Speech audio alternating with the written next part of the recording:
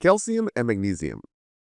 These two electrolytes often get less attention than sodium and potassium. That's a huge mistake, because together they control neuromuscular excitability, meaning they determine whether your nerves and muscles fire normally, or start firing out of control, going willy-nilly.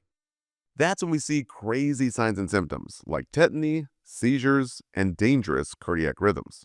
And here's the kicker. Magnesium is the gatekeeper. If magnesium is low, well, potassium and calcium won't correct properly, no matter how much you replace them. So in this simple nursing video, we're going to break down how calcium and magnesium work, what happens when they're high or low, and the key signs nurses need to recognize early. So let's get into it. Starting with calcium. Normal serum calcium ranges from 8.5 to 10.5 milligrams per deciliter. In terms of calcium's role, calcium stabilizes nerve and muscle cell membranes. It raises the threshold for firing. Think of it like a volume knob on neuromuscular activity. High calcium turns it down. It makes everything calm. And low calcium, think low calm. It turns everything way up. That's why when calcium drops, nerves fire too easily. You get muscle spasms, tetany, and in severe cases, laryngospasms and seizures. When calcium rises, the opposite happens. Nerves become sluggish, muscles are weak, and the GI tract slows down.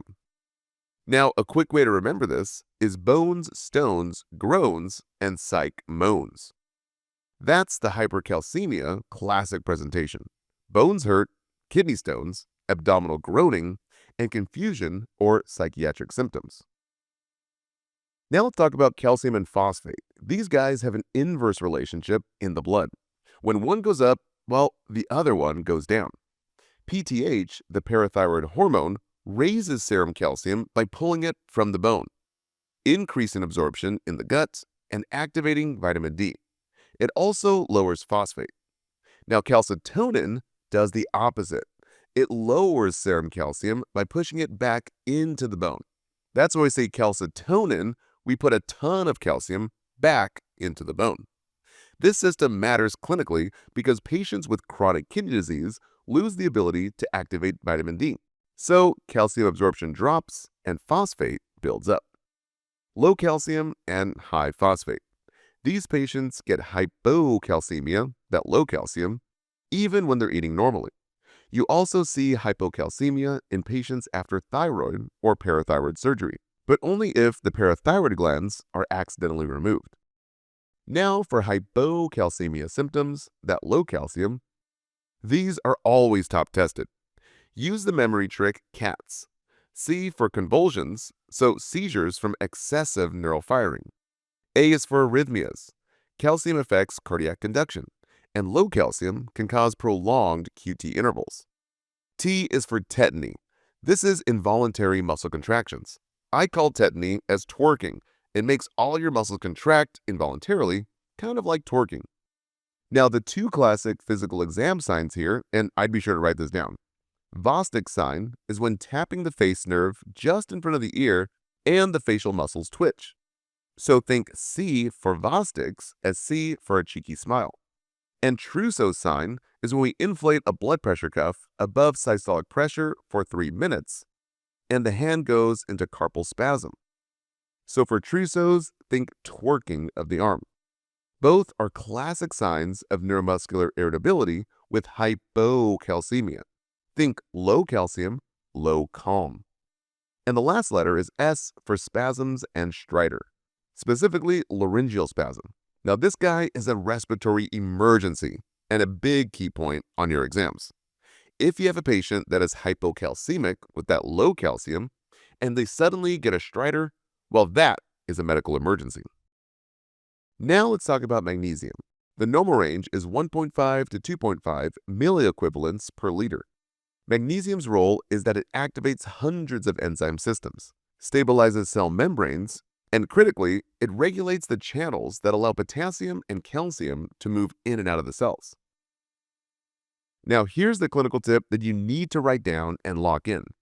If a patient has low potassium and you keep replacing it, but the levels won't go up, well, you gotta check magnesium. You see, hypomagnesemia, that low mag, causes refractory hypokalemia, that low potassium. Because without adequate magnesium, the kidneys keep wasting potassium, even when you're replacing it. The same is true for calcium. Low magnesium impairs PTH secretion, causing hypocalcemia, that low calcium. So the memory trick to help you remember is that low mag is low everything. You can't just fix the others until you fix the magnesium first. So who's at risk for low magnesium? Well, patients that suffer from alcoholism. This is a classic question that you'll see on exams and even on the NCLEX. Alcohol causes kidneys to dump magnesium. Also think about patients with prolonged diarrhea, patients on loop diuretics or proton pump inhibitors, patients with poor nutritional intake, and patients receiving prolonged IV fluids without magnesium supplementation. Now, what about hypermagnesemia, that high magnesium? Well, this is less common, but it's important. It occurs most often in patients with renal failure who are taking magnesium-containing antacids or laxatives, and in OB patients receiving IV magnesium sulfate for preeclampsia or preterm labor. So high magnesium causes CNS depression. Think loss of deep tendon reflexes first, and then respiratory depression, and then ultimately cardiac arrest. So again, think high magnesium is high mellow. Everything becomes super suppressed. Now last up are the nursing priorities for magnesium replacement. If you're giving IV magnesium, always monitor DTRs, those deep tendon reflexes.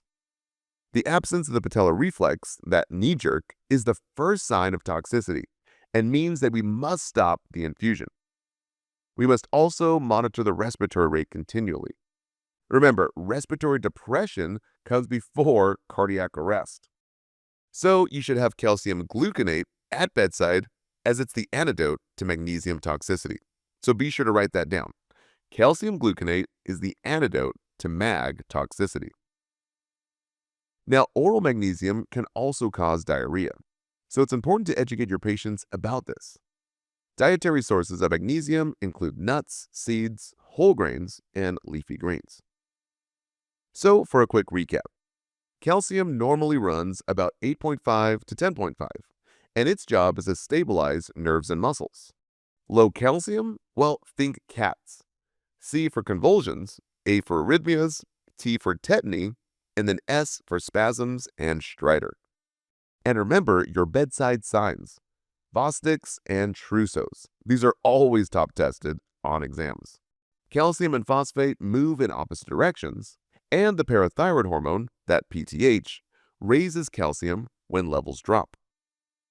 Now for magnesium, remember it's a gatekeeper. If magnesium is low, well, potassium and calcium often stay low too, no matter how much you replace them.